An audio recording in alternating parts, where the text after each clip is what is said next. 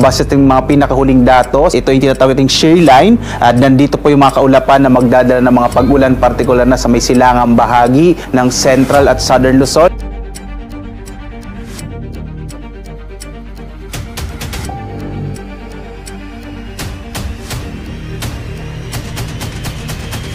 Manatiling may kaalaman at manatiling ligtas sa pamamagitan ng pagbisita sa aming YouTube channel para sa mga real-time na ulat panahon sa ating bansa. Laging tandaan, maging alerto at iba yung pag-iingat sa banta ng ulan, baha at pagguho ng lupa. Ngayon, oras na para marinig mula sa ekspertong meteorologist. Bibigyan tayo ng malalim na pagsusuri sa lagay ng panahon at ipapaliwanag ang anumang mahalagang kaganapan sa ating panahon ngayon o sa mga darating pang-araw. Dito naman sa may bahagi ng Mindanao, makikita natin na generally fair weather pero may mga tsansa pa rin tayo ng mga pulupulong pag-ulan, pagkilat pagulog dulot ng mga localized thunderstorms. Malaking bahagi din ng Visayas ay makararanas ng mga pulupulong pag-ulan, may kasamang mga pagkilat pagkulog.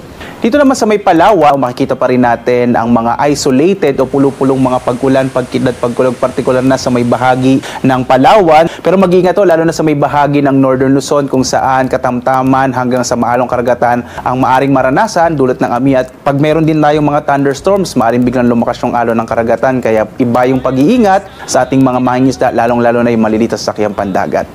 Sa nalalabing bahagi naman ng Central Luzon at gayon din sa Ilocos Region, posible yung mga isolated o pulupulong mahihinang pag-ulan na dulot pa rin ng amihan. At sa nalalabing bahagi ng Luzon, kasama na yung Kamaynilaan, mga isolated rain showers and thunderstorms. Minsan nangyayari ito sa hapon or sa gabi, dulot ng shear line. Malaki yung tsansa ng mga pag-ulan, partikular na sa may bahagi ng Isabela, kasama din yung Aurora at lalawigan ng Quirino, kasama rin dito yung northern part ng Quezon. Habang dulot ng amihan o northeast monsoon ay magkakaroon ng mahihinang pag-ulan, partikular na sa nalalabing bahagi ng Cagayan Valley, kasama rin dyan yung Cordillera, partikular na dyan yung sa may bahagi ng Baguio. Ngayon, malalaman naman natin ang lagay ng panahon sa mga susunod o darating pang-araw. Bago mo ipagpatuloy, huwag kalimutang mag-subscribe at pindutin ang notification bell para lagi kang updated sa ulat panahon sa ating bansa. Huwag mo ring kalimutang ibahagi ang video na ito para makatulong o malaman ng iba pang kababayan natin ang lagay ng panahon sa ating bansa.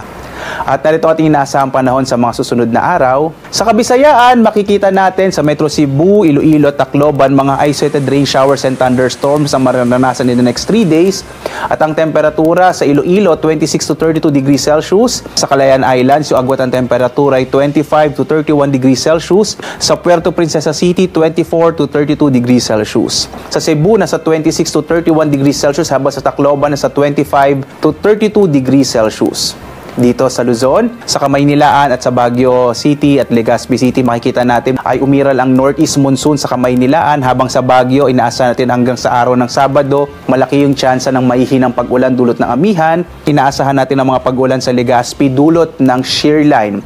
Yung agwat nga ng temperatura natin sa Lawag, nasa 22 to 31 degrees Celsius, sa Baguio, 15 to 24 degrees Celsius, sa may bahagi naman Tagaytay, 22 to 30 degrees Celsius, at sa Legazpi, nasa 25 to 31 degrees Celsius.